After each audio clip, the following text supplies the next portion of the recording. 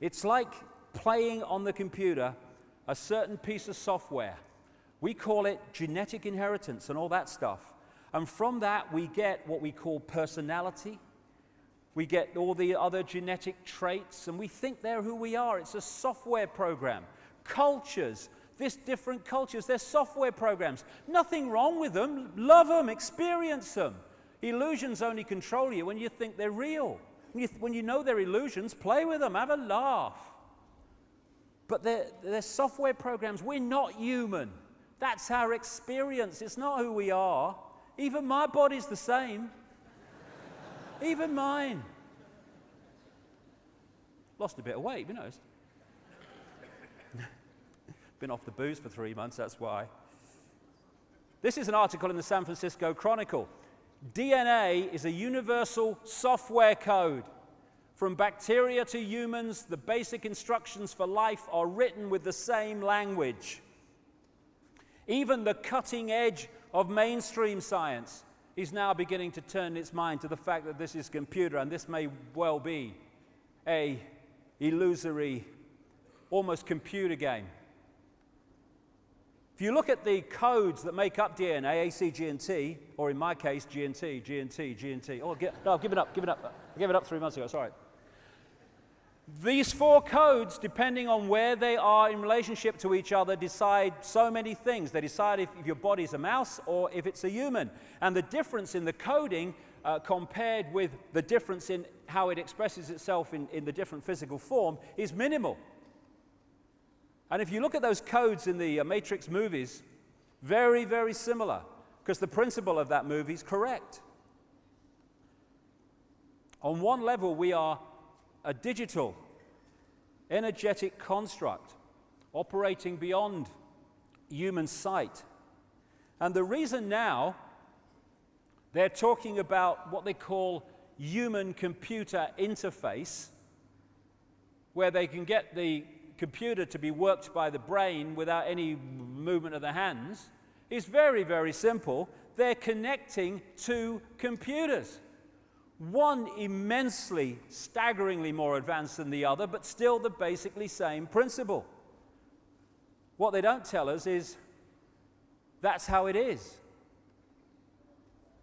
When you look at the human body from a point of view of a computer, it ticks almost every box. Well, it does tick every box I've come across so far. When the computer has a virus and it gets out of control and eventually it won't switch on, what do we say? My computer's dead. Why? Because it cannot connect to its energy source. What do we say when people die? We say the body's dead, the computer's dead, the energy source is left. That's why. We talk about putting computers into sleep mode where they just tick over and slow down and shut down to a very large extent. So do we. Then we've got Norton antivirus and all these other antivirus technologies. And what do?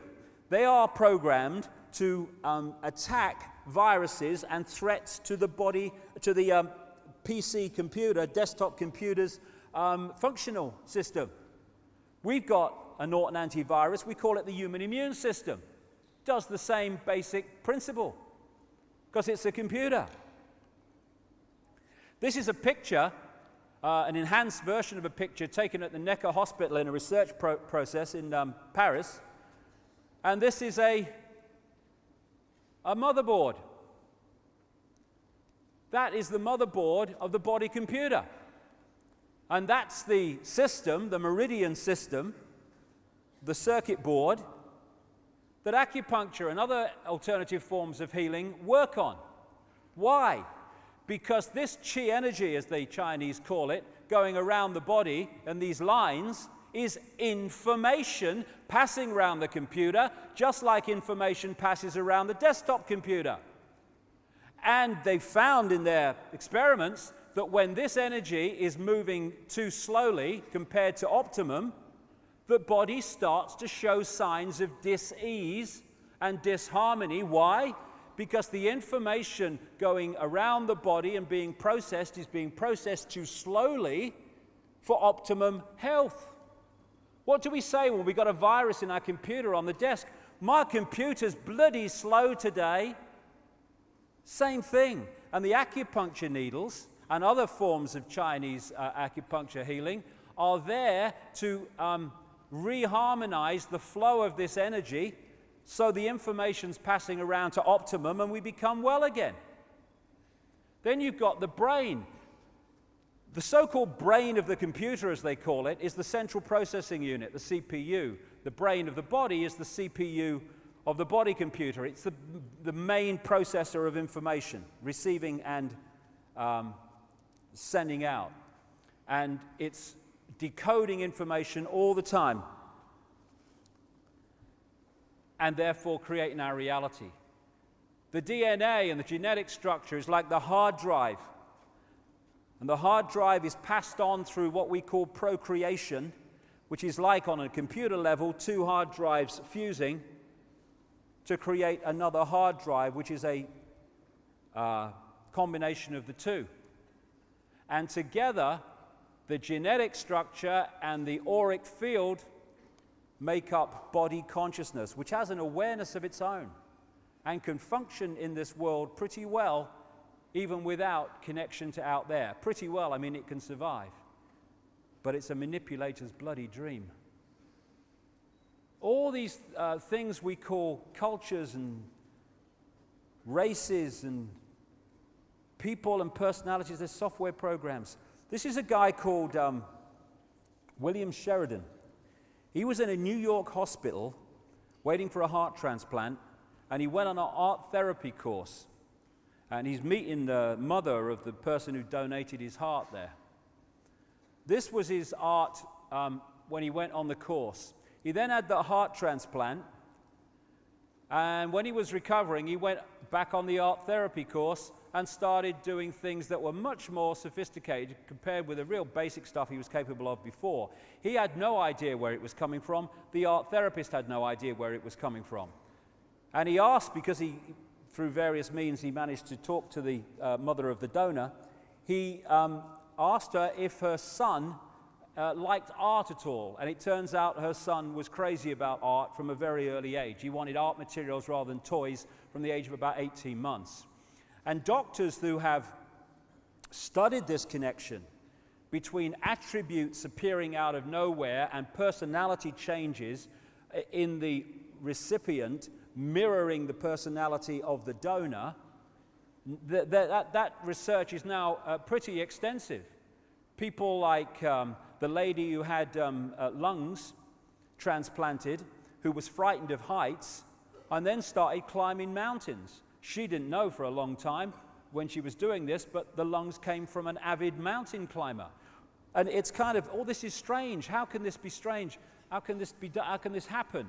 It's because it's a computer download.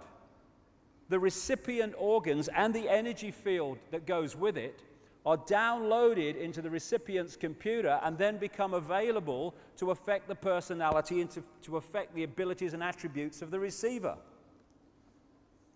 My great friend Kreda Mutwa in Africa, the Zulu shaman, he told me when I called him, I talked to him about this some years ago, and he said, oh yes, he said, in Africa when they used to eat people, he said it was a golden law that the people who they were eating had to be boiled to a certain temperature and for a certain time, because the legend was that if you ate them without that being done, then you became them.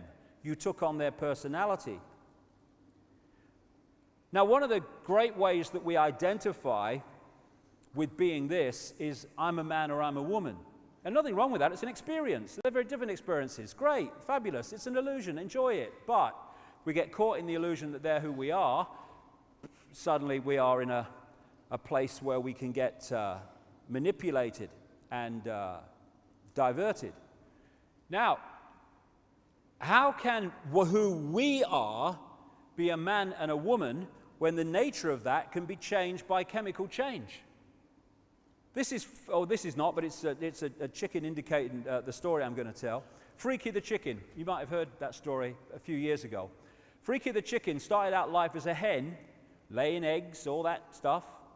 And then suddenly, because something happened in the chicken's body to create massive amounts of testosterone, it grew a comb, it started crowing at dawn and chasing the hens.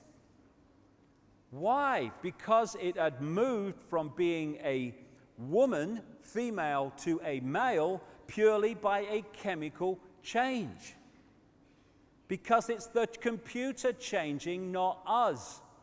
I got this from BBC News recently. Scientists have been able to take control of flies' brains to make females behave just like males. Researchers genetically modified the insect so that a group of brain cells that control sexual behavior could be switched on by a pulse of light. The team was able to get female fruit flies to produce a courtship song, behavior usually only seen in males. Why? Because it's a computer program, it's software. Sometimes I get up early in the morning, in the winter, before dawn, and I sit there in the office working on the website and stuff, and then the sun starts to come up and the bird song starts. And I'm thinking, you know, is there like a conductor with a stick waiting for dawn? I'm going, cue! No! They just start singing, just like Freaky started crowing at dawn when the testosterone came in. Because it's a body computer program, a software program. Then we talk about personalities and emotions. It's no accident, I would suggest, that so many, enormous numbers of near-death experiences tell the same story, that when they've left the body in that period, they don't feel emotion like they feel it here. They're not cold, but they don't feel that intensity of emotion that we feel. Why? Because that's a body consciousness software program. This is why psychiatrists and people, they say, some of them, they can break down human personalities into about 12 archetypes and combinations of them. You can't do that with infinite possibility, but you can do it with computer programs. We had that lady in Britain a few years ago who had been in institutions, in and out of them, with real manic, deep depression for 40 years. And her personality, people say, oh, she's a manic depressive. That's who she is. That's her. 40 years later, someone said, what happened about the time this started? Can you think? Did you do anything? And she said, the only thing I can think of is that I had something like 19 tooth fillings, mercury.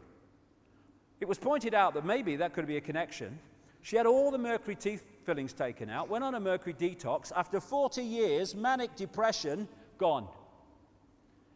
Because it was a computer level of operation that was manifesting it due to a chemical imbalance.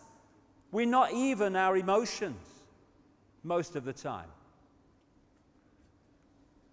We are consciousness, and we've forgotten, and therefore these computer programs, these software programs take us over, and we think we're them. And so instead of driving the bus, we're sitting at the back thinking we can't drive it. The brain is two halves of the brain. There's the right brain and there's the left brain, and they have very, very different roles to play, especially in personality. And between them is this bridge called the corpus callosum, which bridges the information, again, information between the two. Now, this is another picture that Neil Haig did for me recently. Symbolically looking at what the right brain and the left brain do.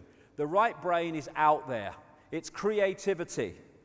It's inspiration. It's the maverick. It's the connection to all that is. It's the greater awareness. And the left brain is about structure. It sees things in parts, not as wholes. It wants things to be structured. It's about language, and it's about organization in a physical way. It's about being what we call, though often that's not what it is, rational thinking. And both sides of the brain are necessary. If you get a right brain person, we've all met them, they're fantastically creative, but they're out on another cloud. There's nothing going on down here. But you get a really imprisoned left brain person, they can't see the connections with anything. They're here. Boom, boom. I'll tell you a story. Sound like Max Bygraves. I'll tell you a story. Not many people reacted there. Who's Max Bygraves? Shows me bloody age. Yeah, he's just a bit older than me. Anyway, what happened was I was asked to speak at the Oxford University, right? Now, there are whole brain people at Oxford University. I'm not knocking it, but because of the nature of it, there's a hell of a lot of real left brain people at Oxford University. And I had this bizarre situation. When I do something like this to open-minded people, I just give it, there you go, there it is, make of it what you will. But when you're talking to a real left brain audience, even at the elite Oxford University, where they've passed all these exams to get there, he's clever, I'm sitting in the hotel room before I'm going to do it, and I'm thinking, how do I put this in baby steps so they'll get it? Why? Because the left brain is what I was talking to there, and it doesn't get this wider picture. I'll come more to that in a second. Now, I want to give you an idea of this left brain thing. If you go to my website, davidicke.com, and you go into the What is Reality Research Archive, you can see this 20-minute clip of this lady. It was sent to me a few weeks ago, and it was like a eureka moment because of what she experienced. This is a lady called Jill Bolte Taylor, who's a neuroanatomist, brain scientist for short, and she had a stroke which shut down her left brain, and instead of conking out, she spent hours experiencing what was happening while it was going on. And she talked about the fact that she got up, she was having this stroke, she didn't realize it immediately, and she got onto the exercise machine. This is how she describes what happened. So I got up and I jumped onto my exercise machine, and I'm jamming away on this thing, and I'm realizing that my hands look like primitive claws grasping onto the bar. I thought, that's very peculiar. And I looked down at my body and I thought, whoa, I'm a weird-looking thing. And it was as though my consciousness had shifted away from my normal perception of reality, where I'm the person on the machine having the experience, to some esoteric space where I'm witnessing myself having this experience. I looked down at my arm and I realized that I can no longer define the boundaries of my body. I can't define where I begin and where I end because the atoms and the molecules of my arm blended with the atoms and molecules of the wall. And all I could detect was energy. And I'm asking myself, what's wrong with me? What's going on? And in that moment, my brain chatter, my left hemisphere brain chatter went totally silent, just like someone took a remote control and pushed the mute button, and total silence. And at first I was shocked to find myself inside a silent mind, but then I was immediately captivated by the magnificence of the energy around me. And because I could no longer identify the boundaries of my body, I felt enormous and expansive. I felt at one with all the energy that was, and it was beautiful there. Then all of a sudden, my left hemisphere comes back online and says to me, hey, we've got a problem, we've got to get some help. So it's like, okay, I've got a problem. But then I immediately drifted back out into the consciousness, and I affectionately referred to this space as La La Land. But it was beautiful there. Imagine what it would be like to be totally disconnected from your brain chatter that connects you to the external world. So I'm here in this space, and any stress related to my job, it was gone. Again, stress, body consciousness. And I felt lighter in my body. And I imagine all of the relationships in the external world and the many stresses related to any of those, they were gone. I felt a sense of peacefulness. And imagine what it would be like to lose 37 years of emotional baggage. I felt euphoria. Euphoria was beautiful. And then my left hemisphere comes back online and it says, hey, you've got to pay attention, you've got to get help. And I'm thinking, I've got to get help, I've got to focus. So I've got to get help, I've got to call work. I couldn't remember the number at work, so I remembered in my office I had a business card with my number on it. So I go to my business room, I pull out a 3-inch stack of business cards. And I'm looking at the card on top, and even though I could see clearly in my mind's eye what my business card looked like, I couldn't tell if this was my card or not, because all I could see was pixels. And the pixels of the words blended with the pixels of the background and the pixels of the symbols, and I just couldn't tell. And I would wait for what I call a wave of clarity, and in that moment, I would be able to reattach to normal reality, and I could tell, that's not my card, that's not my card, that's not my card. It took me 45 minutes to get 1 inch inside of that stack of cards. In the meantime, for 45 minutes, the hemorrhage is getting bigger in my left hemisphere. I do not understand numbers, I do not understand the telephone, but it's the only planet I have.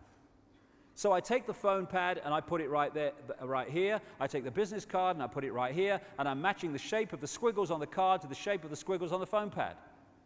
Eventually, the whole number gets dialed, and I'm listening to the phone.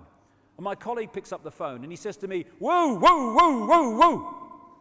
And I think to myself, oh my gosh, he sounds like a golden retriever. And so I say to him, clearing my mind, I say to him, "This is Jill, I need help." And what comes out of my voice is, "Whoa, whoa, whoa, whoa, whoa." And I'm thinking, oh my gosh, I sound like a golden retriever. So I didn't know that I couldn't speak or understand language until I tried. What's happening is the left brain, because of what's happening to it, has stopped decoding vibrational information into human language and vibrational information into this reality. Therefore, it sees pixels, which is the next level of reality to this one. When I awoke later that afternoon, I was shocked to discover that I was still alive. When I felt my spirit surrender, I said goodbye to my life, and my mind was now suspended between two very opposite planes of reality. Because I could not identify the position of my body in space, I felt enormous and expansive, like a genie just liberated from a bottle. What a wonderful expression of what it is. And my spirit soared free like a great whale gliding through the sea of silent euphoria, nirvana. I found nirvana. I remember thinking there's no way I could ever be able to squeeze the enormousness of myself back inside this tiny little body. But I realized, but I'm still alive, and I found nirvana. And if I found nirvana and I'm still alive, then everyone who is alive can find nirvana. And I picture a world filled with beautiful, peaceful, compassionate, loving people who knew that they could come to this space at any time, and that they could purposely choose to step to the right of their left hemispheres and find this peace. And then I realized what a tremendous gift this experience could be, and what an insight this could be in how to live our lives. And it motivated my recovery. So who are we? We are the life force of the universe, with manual dexterity and two cognitive minds. And we have the power to choose moment by moment who and how we want to be in this world, right here and now. I can step into the consciousness of my right hemisphere where I am the life force power of the universe and the life force power of the 50 trillion beautiful molecular genuses that make up my form. At one with all that is, or I can choose to step into the consciousness of my left hemisphere, where I become a single individual, a solid, separate from the flow, separate from you. I am Jill Bolte-Taylor, intellectual neuroanatomist. These are the we inside of me. Which would you choose? Which do you choose, and when? I believe that the more time we spend choosing to run the deeper inner peace circuitry in our right hemispheres, the more peace we will project into the world, and the more peaceful our planet will be. And I thought that was an idea worth sharing. Quite bloody right.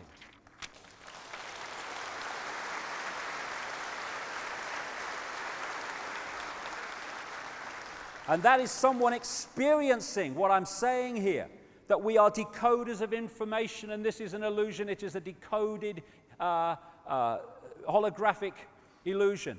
And this bridge, the corpus callosum, is a target for those that manipulate us big time. When we take psychoactive drugs, I did it twice, about 2003. It was quite an experience, but I don't feel the need to do it again. What is happening is it's affecting the way our brain, mind, bodies decode reality. And it is opening up a wider range of frequencies. And that's why we experience extraordinary things. How can this be? This is not real. No, it's not real here, but it is real. And other times, you access frequencies that are so far out there, the left brain can't work it out. I call it bugger me time, you know. Bugger this, I can't work this out. And you get these kind of amazing concepts and energies and consciousness coming at you, and the left brain's trying to work it out. Well, you got to decode it into something, you know. And it's like, all right, it's a turquoise eagle eating a Big Mac. Okay, I'll do that. And then you go, hey man, I had an incredible trip last night. I saw this big turquoise eagle. It was eating a Big Mac, you know. No, that was bugger me time. It couldn't work it out, mate, what was going on. And this is the target. The left brain, the soldiers on the door. This is a key to understanding this conspiracy. The whole of society is structured to turn people into left brain prisoners who experience reality through that version of perception. Apartness, division, I am Charlie Smith. I must jump over everybody. To succeed, I must be a success. People must say you're successful. That's my identity, that's my sense of self. And so what they do, look at the system. If you want to progress within the system, this left brain society we live in, then you have to be very, very good at passing exams. You go to school, you pass exams. And what are you doing in exams? You're taking information given to you, you're putting it in the left brain, you're holding it, you're regurgitating it out on an exam paper by telling the system what it's told you to believe. If you're very good at that, you go to university. If you're really good at that, you go to Oxford University or Cambridge or Yale or somewhere, unless you've got a few quid, in which case you go anyway, like George Bush. Anyway. And then you choose your speciality. If you're very, very good at university at passing exams, boom, boom, boom, boom, boom, boom, then you get great degrees, and then you get your speciality, and you go into being a doctor or being a scientist and being even a politician, all these people. And therefore, all these people that are in the positions of power within the institutions that control and dictate the reality and direction of society are all, by the time they get there, fully paid up prisoners of the left-sodding brain. That's why scientists can't get it, most of the mainstream ones, because they're so in ear. How can they understand concepts of reality in ear? They can't. That's rubbish. I can't see it, taste it, hear it, or feel it, so it can't exist. But it does. No, it can't exist. And I'm a scientist. I'm clever. And so, if you look at society, you'll see more as the months go on. You are looking at a society designed to put the centuries across the entrance to that. So this doesn't talk to itself, and they don't become whole-brain people. We become prisoners, and that prison is the prison of the left brain. That's what it is, essentially. René Descartes, the French philosopher and mathematician, said this about finding a way to express self-identity. I think, therefore I am. I would take it a stage further, and I would say at the body consciousness level, I compute, therefore I am. What we're being subjected to is mass hypnosis. Mass hypnosis, just like the stage hypnotist and the stooges on the stage, where the hypnotist puts into the stooge a programmed version of reality, a belief in reality. And then what happens is that belief edits reality to fit the belief. So suddenly they see an elephant in the audience. There's no elephant in the audience, but there is in their reality. They taste a potato and eat a potato and taste an apple, because although the electrical signal of the taste of the potato has gone to the brain, the imposed belief, the program, recodes that signal into the taste of an apple. The person is tasting an apple while eating a potato, because this is what MSG does in food. They call it a flavor enhancer. What is it? It tricks the brain to decode more taste than is actually in the food. That's what it is. And we're dealing with a mass version of hypnosis on the people of this world. Paul McKenna, he's a hypnotist and works with the mind of people, television shows and stuff like that. I watched, wherever you saw this, it used to be on the internet, I don't know if you can see it now, but it was from the Top Gear program on BBC. And if you haven't seen it, what happened was this guy, Richard Hammond, he was put under hypnosis by McKenna, And the first part of it was they were out filming at a racetrack. And of course, once you're put into a trance, a programmed reality, you lose the memory of being put into the programmed reality. That's how it works. Nothing's happened to you in your mind. So Hammond's just about to get in a car to drive McKenna around the track, and McKenna just went like that with his fingers, and Hammond went, boom, gone. And McKenna said to him, when I bring you back to a waking state, or worse to that effect, you're not going to be able to know anything about how to drive a car. He's come back, he has no idea that's happened. Sits in the car, got the key in his hand, doesn't know what to do with it. Completely lost. Doesn't know the first thing about driving a car. So they come back to the studio live here, and they have a laugh about it and everything, and Hammond thinks it's all over, but you know, McKenna's sitting there and everything, and then McKenna does the same thing in the studio. Hammond, and he tells him that this car, this toy car, is actually his real Porsche 911 Turbo or something, some flash bloody car.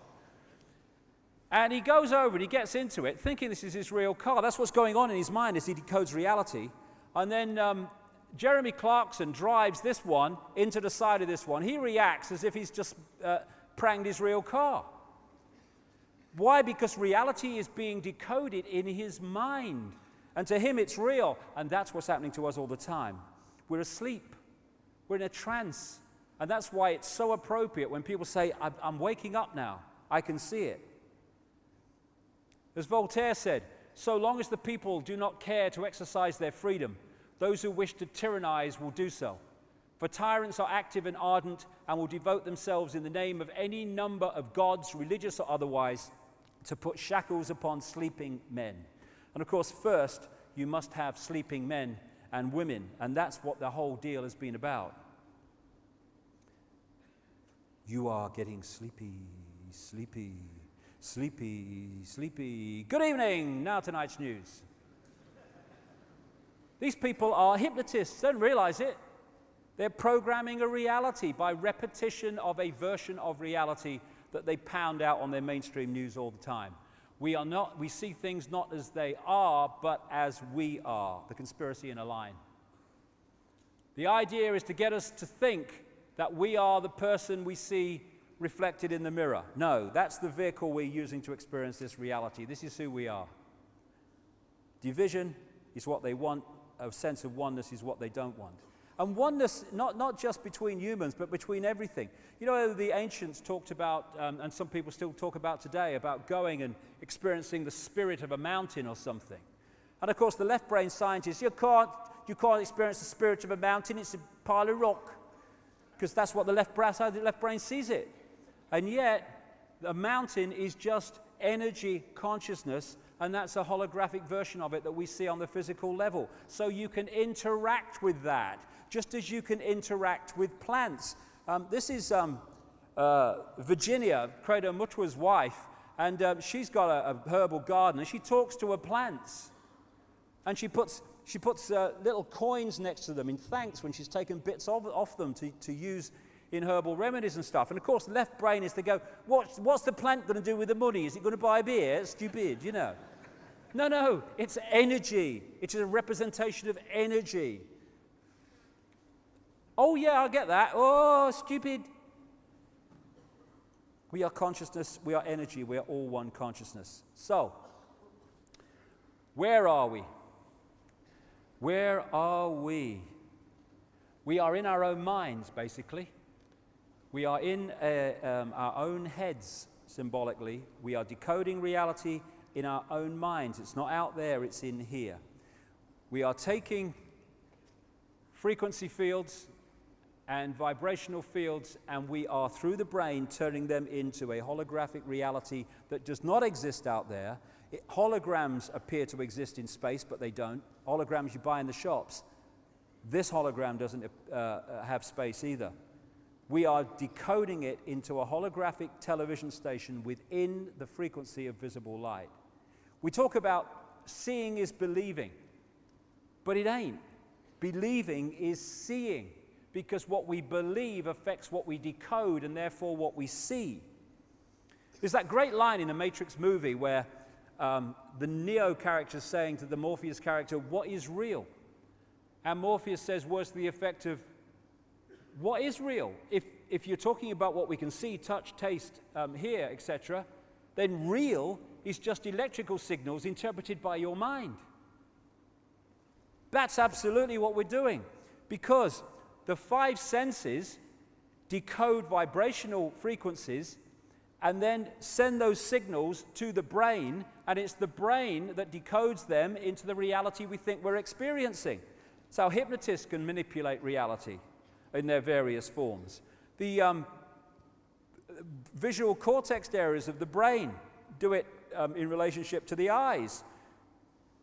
What we think is out there actually exists, symbolically anyway, in our head. As the neurons fire in a certain sequence, they create reality based on our belief. Now, if we've got open minds, we can be decoding vast, vast realities and be multidimensional in our perception and awareness. We can be in this world physically, but not of this world in terms of our point of perception. Therefore, we're going to see the world in a completely different way to those stuck in left brain consciousness. Or we can get caught in the eggshells, in which case we are decoding a very small band of frequencies, which makes us think we live in a world of limitation. We exist as an energy construct. These are the vortex points, the colors here, we call them chakras, wheels of light in the Sanskrit language. The vortex points in the body. When this goes through the decoding process, it becomes the holographic image we see as a human being. But it only exists, we only exist in this form when we've been through that decoding process. In this book, The Holographic Universe, great book where he pulls together, Michael Talbot, the scientific information supporting the idea that this is all a great hologram. He tells a story in here, which is so brilliant. That's why I do tell it quite often, because it's so symbolic of what I'm talking about. He attended a party which his father had, and he had a state hypnotist along to do party tricks for the guests. There came a point where the hypnotist is dealing with this guy called Tom, and he said to him, he's doing through the tricks, and then he said to him, when I bring you back to a waking state, you're not going to be able to see your daughter in the room. At which point, the hypnotist led the daughter to stand right in front of the father who's looking in her belly. He brings him out of to a waking state, or apparently so, and he says, Tom, can you see your daughter? Tom's looking around. No, I can't see her. She's giggling. He can't hear her. The hypnotist went behind the daughter, put his hand in the small of her back, and said, I'm holding something, Tom. What am I holding? He looked bemused because it was so obvious to him. He said, you're holding a watch. He says, there's an inscription on the watch, Tom. Can you read it? He peered forward, read the inscription. His daughter standing between him and the watch. Now, from a left brain perspective, Professor Richard Dawkins at Oxford University or something, that's impossible. You're one of these charlatans. But of course, from a left brain perspective, it's not possible. But when you realize the nature of reality, it is possible. Why? Because his daughter is an energetic construct on that level. And unless her father decodes her energetic field into a holographic representation he sees as his daughter, she ain't going to exist in his reality. Everything else in the room is, because he's doing that to everything else. But the hypnotist has implanted into the brain the belief that the daughter is not in the room. So just like in China, where they firewall off the internet, his brain gets firewalled off from decoding that field. So she doesn't come into holographic reality.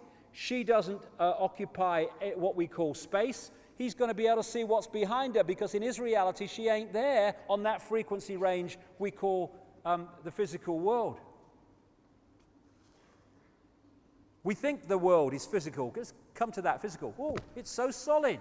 Oh, yeah, walk into a wall, bang, it's solid. Don't tell me it ain't solid. But it can't be. It can't be, because it's made of atoms, scientists tell us.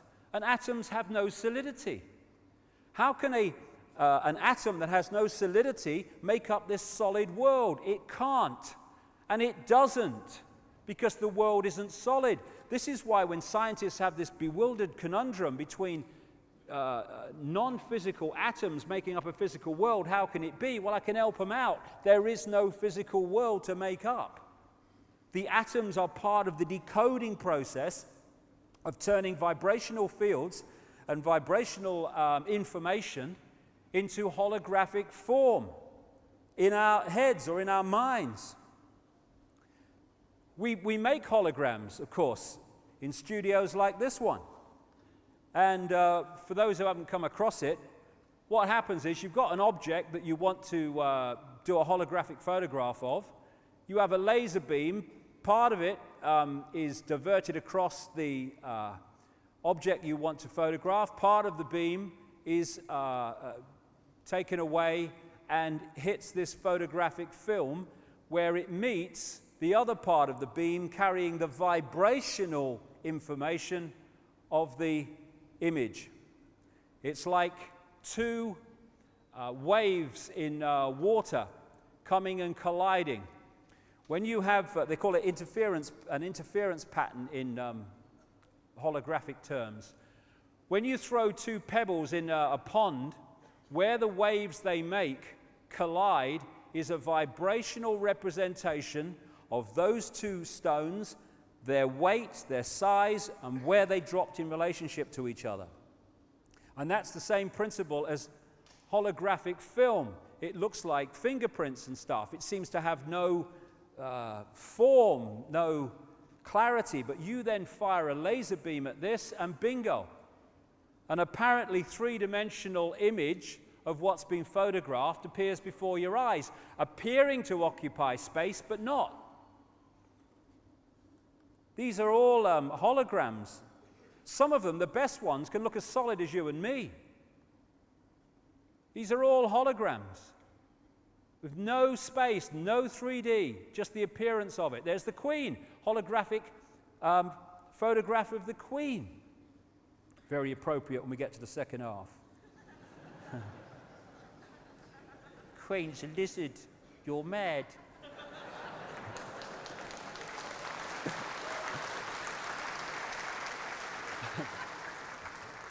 These are not very good holograms, but you see how they could appear three-dimensional. Planets. You know, we can have three-dimensional things now on computer games. And that's what we're doing. Taking vibrational information and decoding it into a holographic world that appears to be out there, but isn't. So, in a decoded state, this is what the world looks like. In an undecoded state, they are energetic vibrational fields. This reality has a number of levels, the coded and decoded levels. So we're living in a virtual reality game, basically, of great sophistication. And when we know that, we can enjoy it. When we don't know that, we can become enslaved by it, and we have been. And scientists, it's funny you see, because these scientists, the left-brainers, there are now some real cutting-edge mainstream scientists in some parts of the world who've opened up the right brain, and they're very impressive people. But and they're starting to get this now. But the left-brainers, I mean, it's like, you know in the pantomimes where someone's standing on the stage and someone, like a monster or something, comes behind them, and the audience is going, "He's behind you." And they turn round, and the other person turns round with them, and they go, "There's nobody there. He's behind." It's like that with science, because they're trying to work out these realities, but of course, as they're trying to work it out, their brain is decoding it into a holographic, apparently solid world. But they can't get at it because everything they touch, everything they look at, boom, it's hologram, boom, it's hologram, it's solid, it's real. So this is why scientists have to open their consciousness if they're going to get to the deep levels that we're talking about today. The other great characteristic of a hologram is that every part of the hologram contains a smaller version of the whole. Extraordinary characteristic. So if you cut a holographic print those wavy frequency fields, the interference pattern, into 4, and you fire a laser at the 4 pieces, you don't get a quarter-size part of the whole picture. You get a quarter-size version of the whole picture. Everything is a smaller version of the whole. And that is why this works and what it's based on, if people started to realize it. Things like reflexology and acupuncture and these other alternative forms of healing, they can find parts of the body, this is reflexology, acupuncture is the same, that reflect in different parts of the body the bigger parts of the body, so they can treat the heart from a point on the foot or the hand. Different parts of the ear, you can treat different parts of the body from a point on the ear. Of course you can. It has to be like that because the body is a hologram, and so the ear is a smaller version of the whole in the way it works. We have this thing, this line that people say, oh, everything's as above, so below. Yes, because it's a hologram. So, this is why the human energy field is mirrored by the Earth's energy field, because it's a hologram, and every part of the whole, at all the different levels, is a smaller version of the whole. What we're living in is a holographic internet, as I call it. If you look at what we call the internet, which we use on our computers, the only place the internet exists in the form that we perceive the internet, websites and graphics and colors and texts, is on the computer screen. It's the only place it exists in that form. Everywhere else, it's electrical circuits, mathematics, on-off electrical signals, all the rest of it. Same with television. The only place that television exists as we perceive it is on the screen. Everywhere else, it's frequency fields, mathematics, and electrical systems. And it's the same with us. Jean Fourier, a Frenchman, he developed something called the Fourier transform, which allowed pictures to be turned into frequency fields, broadcast, and then decoded into pictures. That's basically what our brain is doing on a vastly more sophisticated level. So what is the matrix, this holographic internet we live in or think we live in? We are part of its projection. It is energetic information. That's what it is. And we decode that information, and what we decode and how we decode it decides our experienced reality. Decides what we experience. We are crystals, basically. And so often, of course, in receiver transmitting, you see the use of crystals. The membrane of every cell, and we have trillions of them, is a crystalline substance. DNA is a crystalline substance. This is the membrane of a cell. And electrical signals make these gates open and close, letting in what's good for the cell, keeping out what's bad for the cell, etc., etc. Which is why when we get involved in disruptive electrical and electromagnetic situations, these can open and close at the wrong times and lead to ill health. But we are crystals, and we are transmitter receivers of information. And this was an article on DNA that I read. From the characteristic form of this giant molecule, a wound double helix, the DNA represents an ideal electromagnetic antennae. Yes, of course it does. On one hand, it is elongated and thus a blade which can take up very well electrical pulses. On the other hand, seen from above, it has the form of a ring and thus is a very magnetical antennae. Don Juan, I think his name was, the shaman source of the Carlos Castaneda books, is quoted as saying this: "We are perceivers, we are awareness, we are not objects, we have no solidity.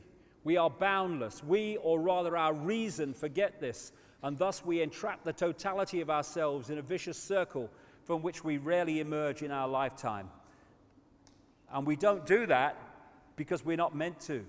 Society is structured to keep us there. And these influences, programming information, sense of belief, the poisons we get in food and drink, religions that mess with our minds and close down our awareness, education and all this other stuff, medical drugs are affecting the decoding of this information, what we decode, how we decode it, and what range we decode. And at the level of the real manipulators, that's coldly, calculatedly done to put us in a vibrational prison we call a world. Bewildered world, going through it. What the hell is it all about? I don't understand. This is symbolic of the world we live in. For a body, computers. And we tap into this World Wide Web, you might call the cosmic internet, the holographic internet.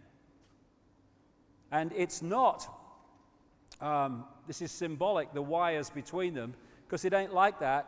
It's like this. This Brixton Academy has wireless internet. It's here, everywhere, around us. We can't see it. It's not affecting our perception at all.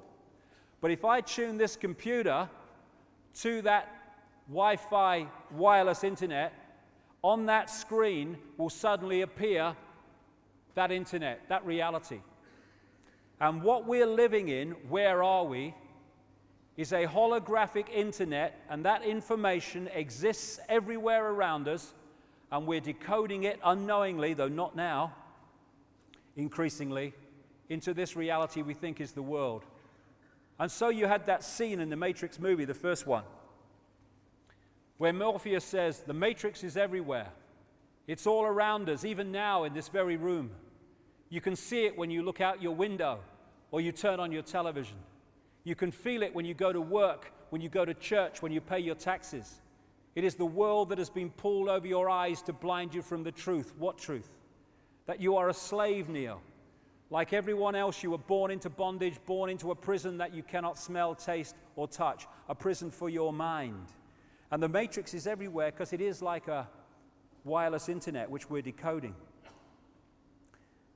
And we can decode vast areas of this internet.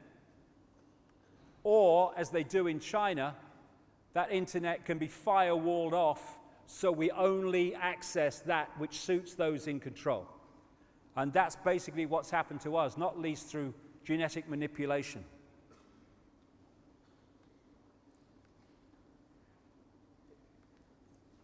So what is reality? It's the frequency range that we are decoding, and it's how we are decoding it. So when you've got miracles, there are no miracles. No such thing.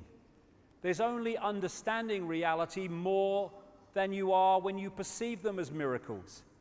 How can it be that you can walk through fire in a certain state of consciousness and not get burned, and you can walk through fire in another state of consciousness and be in the ambulance in 10 minutes? It's simply your connection, your interaction with reality is different.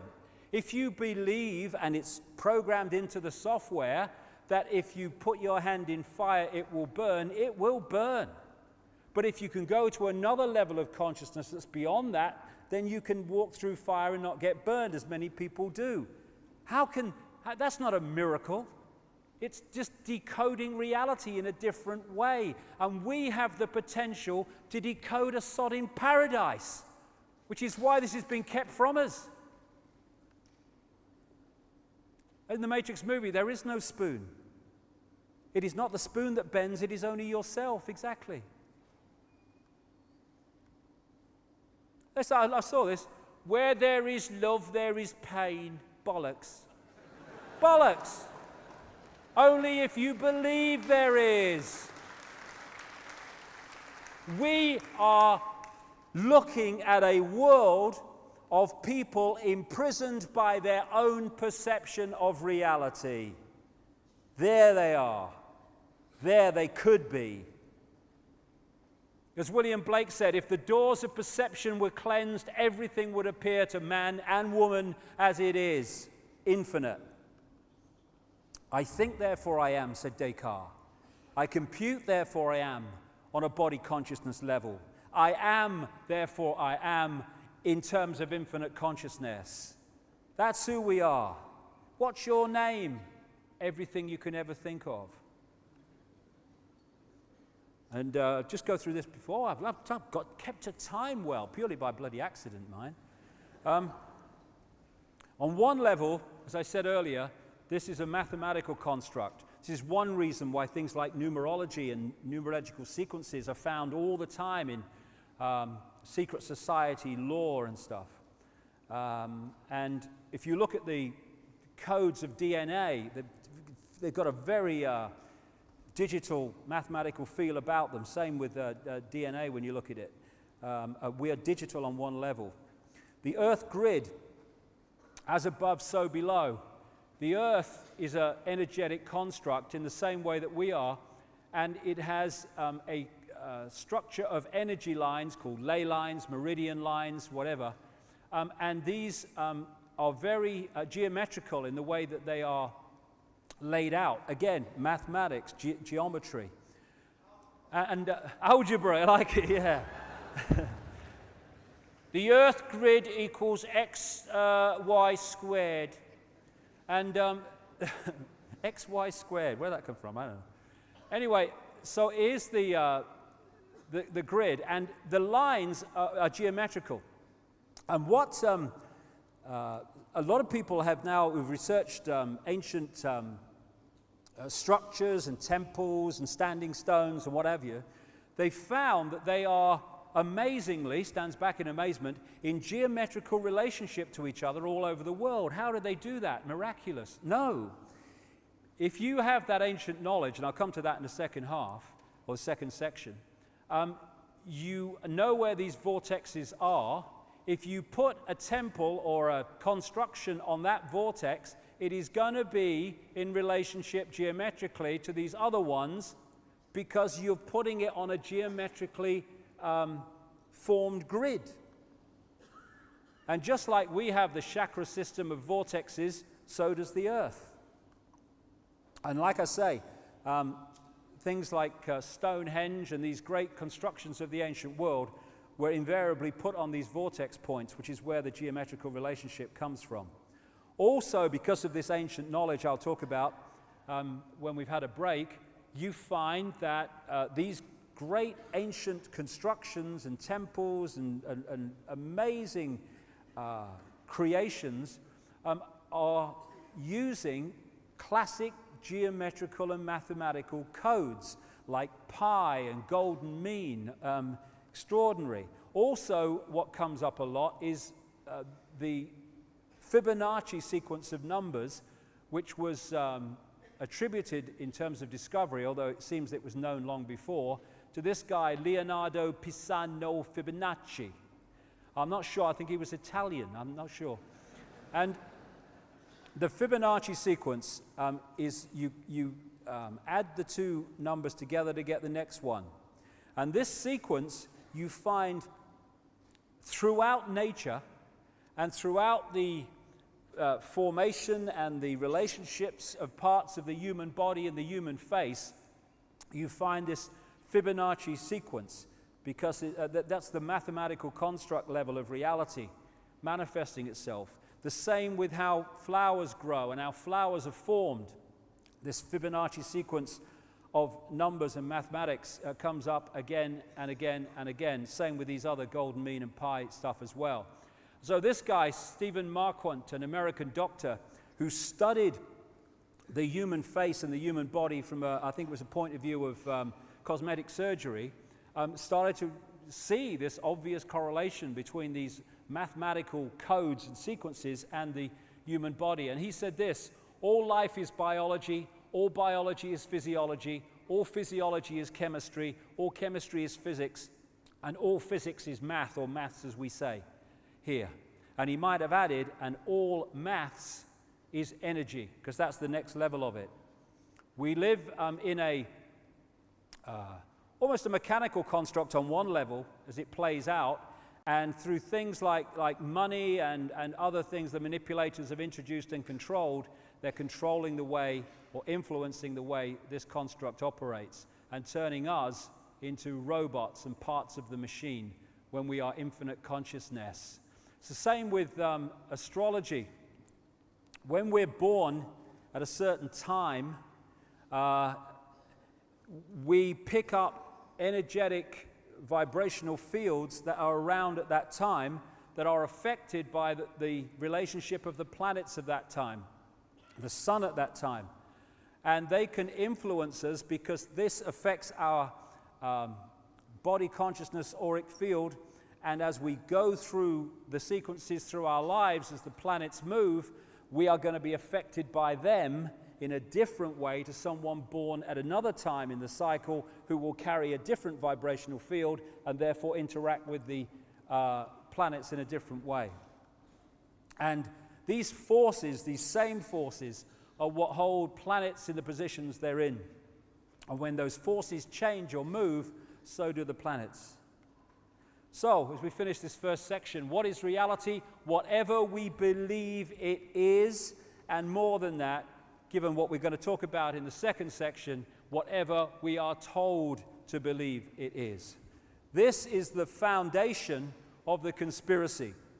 And I've started with this because from that, as we move through the day, the way society is structured and the way that the whole system that we experience every day works starts to make dramatically more sense once we realize what we're dealing with, and also have the knowledge that those in the shadows, not the bushes and people like that, the ones with a real power, they understand all this, and they've structured society with that knowledge to control us through this knowledge.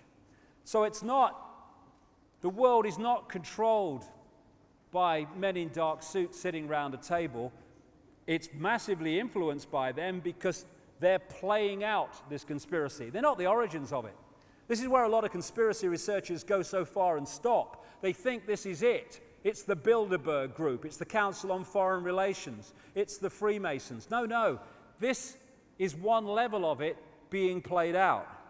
Behind that are the shadow people, the human shadow people, who operate behind the scenes, who control those people who are apparently in power and appear on the news and sign the legislation, but the real power's here. And they, in turn, are controlled by the other dimensional shadow people, which I'll get to big time in the second section. Crazy lizard. So, this is it. This is what it is. Tick-tock, tick-tock, tick-tock. It is a mind game. And that's great news, because we, with this knowledge and with the knowledge of who we are, the dramatic, infinite genius of who we are, can take that power back. Thank you very much. 30 minutes.